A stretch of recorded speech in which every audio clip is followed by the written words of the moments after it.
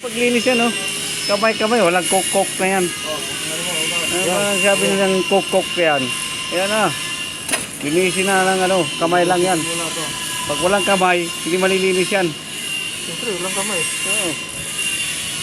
Ganun talaga ang buhay. Oo. Kaunting kaalaman lang sa paglilinis. Kung walang kamay, walang ano, walang linis.